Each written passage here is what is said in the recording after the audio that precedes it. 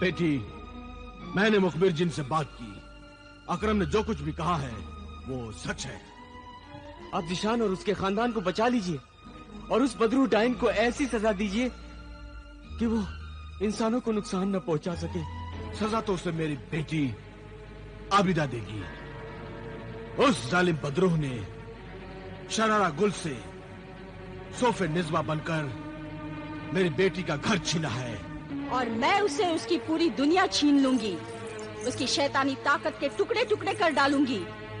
मुझसे मेरा होने वाला शौहर छीनकर उसने जो गुनाह किया है, उस गुनाह की सजा सिर्फ मैं उसे दे सकती हूँ।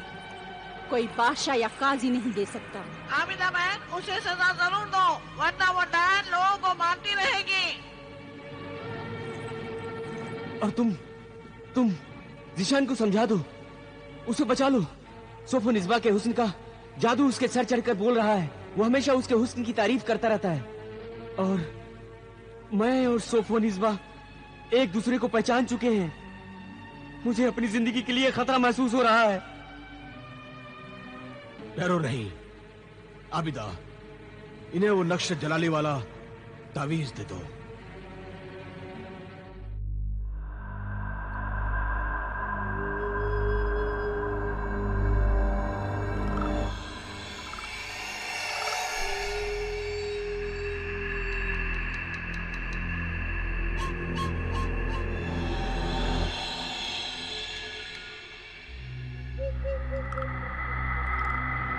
लीजिए अकरम भाई, इसकी हिफाजत करना।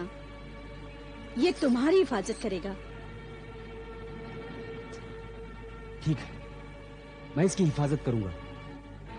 मैं सोचता हूं कि मासूमा को अपने घर बुलाकर उसे बता दूं कि तुम्हारी भाभी जान कोई इंसान नहीं बल्कि एक बदरू डाइन है। हाँ, बता देना। सलाम सलाम सलाम।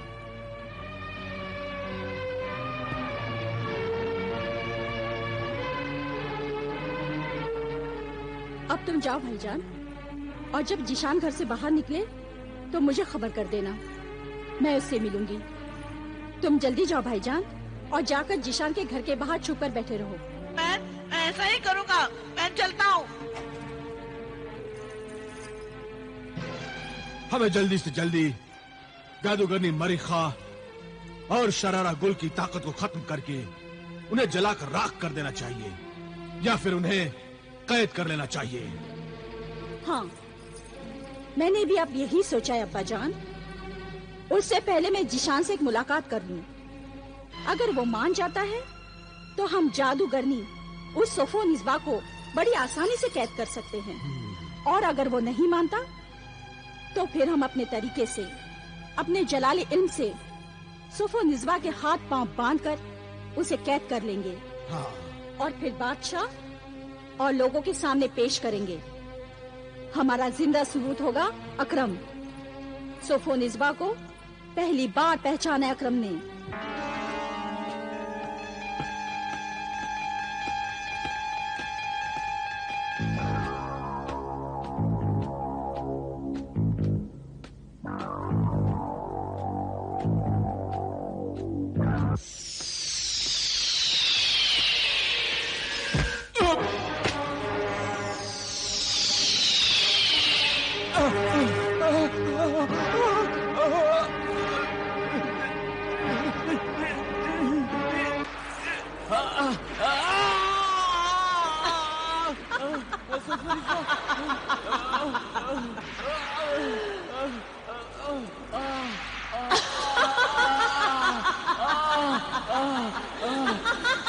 छोड़ दे मेरा हाथ सोफो निज़्वा, छोड़ दे मेरा हाथ। जब मौत हाथ पकड़ लेती है तो छोड़ती नहीं, अपने साथ ले जाती है। और फिर एक दिन तो सबको मरना ही है। तुम आज ही मर जाओ। नहीं, मैं मरना नहीं चाहता। मैंने तेरा क्या बिगाड़ा है? अकरम, अगर आज मैंने तुझे नहीं मारा तो मेरा बना बनाया खेल बिगड़ जाएगा। अगर जिशान के घर तू मुझे नहीं पहचानता तो तू आज बच जाता, मगर तू तो मुझे देखते ही बदहवास, हैरान, परेशान और खौफज़दा होकर डर गया, और मैं भी डर गई। कि कहीं तू मेरे बदरूह डायन होने का राज खोल न दे। लेकिन तू तो इस कदर डर गया कि वहाँ से भाग गया। मैं तेरा ये राज किसी को नहीं बताऊंगा सोफो निस्बा, मैं तेरा राज किसी को नहीं बताऊंगा। तू ये राज किसी को ना बताए, इसीलिए तो मैं तुझे मार दूंगी। जितना तू मुझसे डर रहा है ना अकरम, उतना ही मैं भी तुझसे डर रही हूँ। इसीलिए मैं तेरा पीछा कर रही थी। मैं जानती थी कि तू उस आमिल और उसकी बेटी आबिदा से मिलने जरूर जाएगा, और तू गया। तो मैं समझ गई कि तूने उस आमिल और उसकी बेटी आबिदा को सब कुछ बता दिया होगा, और अपनी हिफाजत के लिए उनसे तावीज भी लाया होगा। इस पाक तावीज को नापाक हाथ लगाने से मैं जल भी सकती हूँ, इसीलिए मैंने पत्थर बनकर तुझे ठोकर लगाई। वैसे भी रोजाना मैं एक इंसान को मारूंगी, और मैं और मेरी सहेलियां उसे अपनी गिजा बनाएंगी।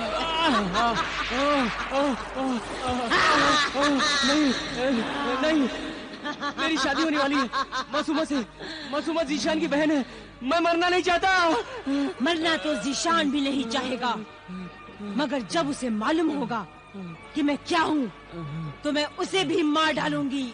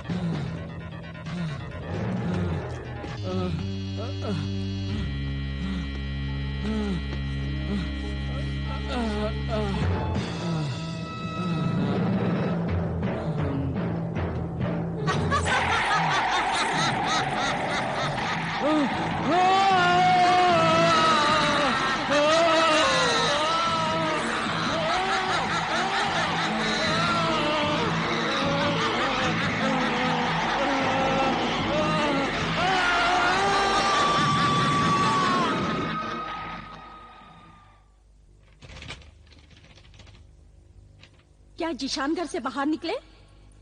हाँ मैं नबीदा, जल्दी चलो। अब तक तो वो चौराहे तक नहीं पहुँचे होंगे। मैं साथ साथ उठता हुआ तुम्हारे साथ चलता हूँ।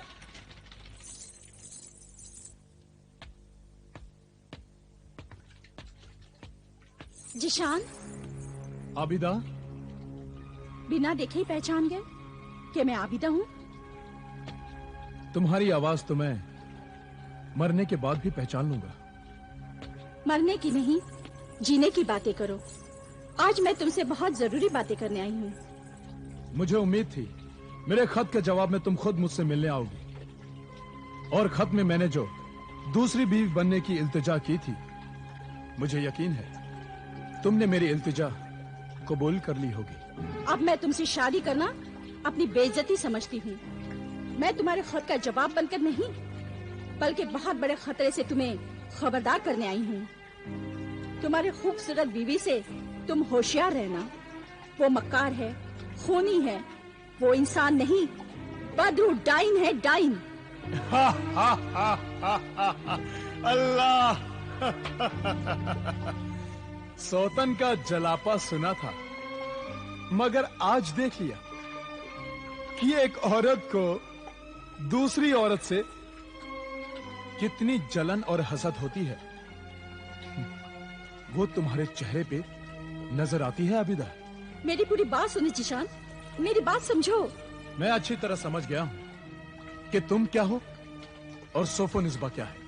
जमीनों आसमान का फर्क है तुम दोनों में, और तुम मारे हसद जलन के उसे खूनी मकार बदरूह डायन कहती हो।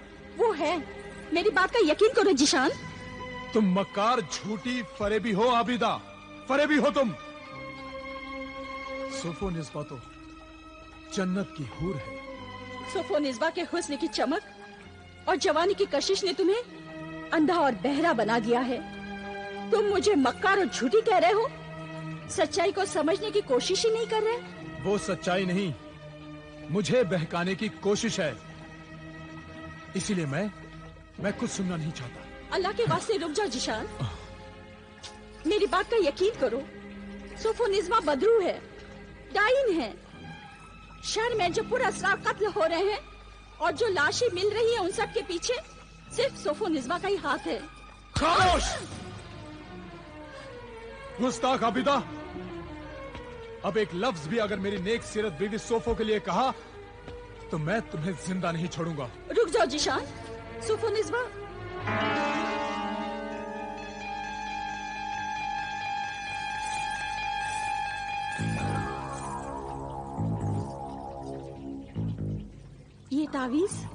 ये तावीज यहाँ कैसे? ये तावीज तो अकरम को दिया था।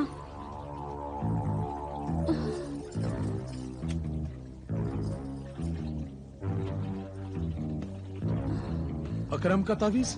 आबिदा बहन, आबिदा बहन, क्या बात है भाईजान? अकरम भाईजान का खून हो गया। हाय अल्लाह! क्या? उनकी लाश तरफ के पास पड़ी है। अकरम का खून? चलो बताता हूँ। हाय अल्लाह! अकरम! अकरम! मेरे यार, तुझे क्या हुआ अकरम? उठ, कुछ तो बोल अकरम, कुछ तो बोल मेरे यार, कुछ तो बोल। अकरम, तुझे उसी ने मारा है। मेरे अल्लाह, उस डाइन पर कहर नाज़िल फरमा मेरे अल्लाह। क्या हुआ तुझे अकरम? किसने मारा तुझे यार मेरे? तुझे क्या हुआ? कुछ तो बोल, कुछ तो बोल अकरम। अल्लाह! अब्बू जान, अम्मी जान, सोफो निज़्मा, मासूमा। क्या हुआ? अब्बू जान गजब हो गया। क्या हुआ जिशान? गजब हो गया, गजब हो गया अब्बू जान, गजब हो गया। कयामत आ गई अम्मी जान, कयामत आ गई। क्या हुआ बेटे? मासूमा की जिंदगी तबाह हो गई, बर्बाद हो गई। अरे कुछ कहोगे भी? अब कुछ बताओ भी।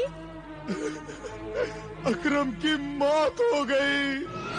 मौत हो गई? मौत हो गई? अम्मी जान! अकरम भाईजान को किसने मारा?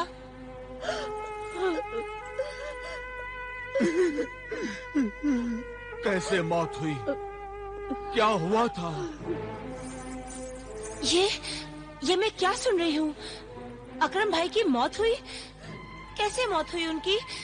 किसने मारा उन्हें? कुछ पता नहीं सोफो, कुछ पता नहीं। जरूर इसमें कोई राज है। आज सुबह की तो बात थी, वो हंसते हुए यहाँ आए और घबराकर डर कर चले गए।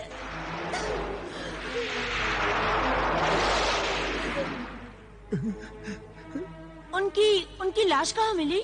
उनकी लाश बाग में मिली अब्बू जान। हाँ, उनकी आंखें खुली हुई थी। उन आंखों में खौफ था, दहशत थी। वो आंखें कह रही थी जैसे वो मारने वाले को पहचानती हैं। उन्होंने कहा होगा मुझे मत मारो मुझे।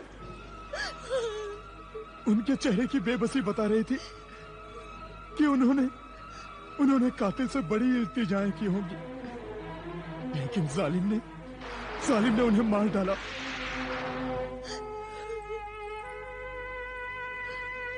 अब्बू जान, अकरम के चेहरे से खून बह रहा था। उसके चेहरे पर पंजों के निशान थे अम्मी जान, पंजों के निशान। शायद किसी जानवर ने हमला किया होगा। हाँ अब्बू जान, ये काम किसी इंसान का नहीं हो सकता। ये काम जरूर किसी जानवर का है, किसी जानवर का। कोई चुड़ैल डायन भी तो हो सकती है। वो इंसान की शक्ल में रह रही होगी और मौका पाकर ही जानवर की तरह खून पी जाती होगी। क्यों भाभी जान, ऐसा हो सकता है ना? मैं इस बारे में मैं कुछ नहीं जानती। हमें जल्द अकरम के घर जनाजे में शरीक होने के लिए जाना चाहिए। हाँ सोफोनिस्बा, तुम भी तैयार हो जाओ।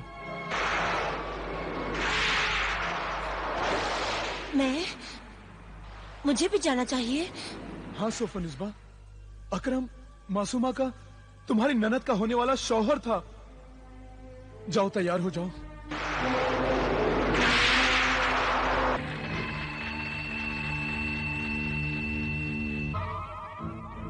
ए बदरू शरारा गुल सोफोनिस्बा, अकरम के घर ना जाना, वहां ना जाना। वो सारा इलाका तेरी जान के दुश्मन आमिले कामिल और आबिदा का इलाका है। अगर तू इस बार आमिल और आबिदा के पाक इल्म के पंजे में फंस गई और उन दोनों ने तेरे इस शरारा गुल वाले जिस्म को जला दिया, तो फिर मैं तुझे कभी भी कोई भी नया जिस्म नहीं दे पाऊंगी और हमेशा के लिए तू राख बनकर हवा में गायब हो जाएगी, हमेशा के लिए।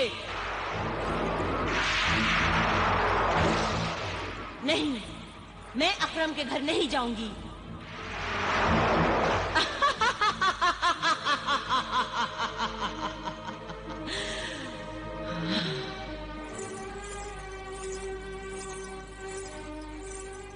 ये लो, ये पहन लो। मैं नहीं पहनूंगी। ऐसा भड़कीला लिबास पहनकर किसी के घर मैयत मातम में जाना गम के जज्बात, शराफत और तहजीब के खिलाफ है बहू बेगम। ये लिबास उतारकर ये पहन लो और चलो। मगर मैं वहाँ जाना ही नहीं चाहती। क्यों नहीं जाना चाहती? मेरी तबीयत ठीक नहीं है। रात रात भर घर से बाहर रहकर घूमती हो, तब तो तुम्हारी तबीयत खराब नहीं होती। क्या कह रही हैं अम्मी जान आप? सच कह रही हूँ बेटे, आज तक बताया नहीं तुझे।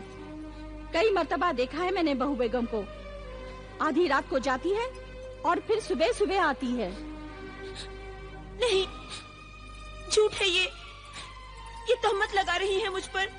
ऐसी बातें आपको जेब नहीं देती अम्मी जान। बस बीबी के मगरमच्छ के आंसू देखकर फौरन माँ से सख्त लहजे में बात करने लगा। ये क्या हो रहा है? अरे ये वक्त झगड़ने का नहीं है। अकरम की मौत का गम, अकरम की मौत का गम हमें संभलने नहीं दे रहा है।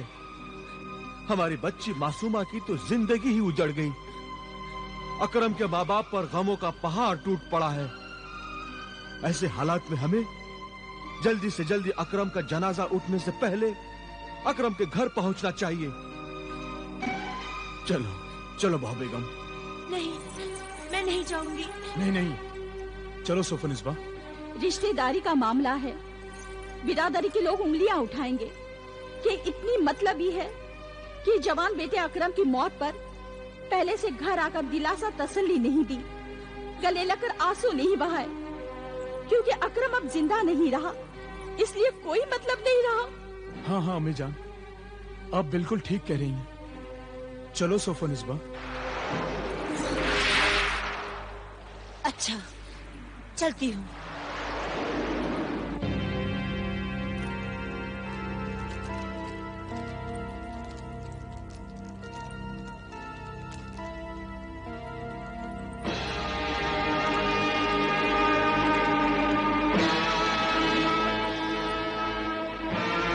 हुक्म दे मुझे, आमिले कामिल की दुख्तरे नेक अख्तर आबिदा, हुक्म दे। ए मुखबिर मददगार जिन, वो बदरू डाइन जो कि कोहिस्तान किले की जादूगरनी शहजादी शरारा गुल के जिस्म में अब मौजूद है, वो सोफोनिस्बा बनी हुई है, हमारे इलाके में आ रही है। जिशान के खानदान के साथ साथ अकरम मरहूम के घर जा रही है। मैं उसे देखते ही पढ़कर फूकूंगी, उसे बेचैनी होगी, और अगर वो गायब होकर भागती है तो तुम उसे पकड़कर मेरे हवाले कर दो। जो हुक्म दुख्तरे नेक अख्तर आबिदा।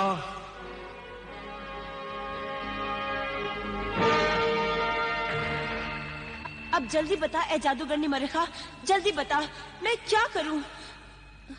सब घर वाले दरवाजे के बाहर खड़े होकर मेरा इंतजार कर रहे हैं। मैंने कपड़े बदलने के बहाने अंदर से दरवाजा बंद कर रखा है। मुझे उनके साथ अकरम के घर जाना ही पड़ेगा। अगर मैं आमिल कामिल के इलाके में चली गई तो दुख्तरे आमिल आबिदा मुझे गिरफ्तार कर लेगी। सब राज खुल जाएगा। फिर तेरा और मेरा इंतकाम अधूरा रह जाएगा। फिर मुझ बदरूह डाइन के साथ वो तुझे भी जलाकर राख कर देगी।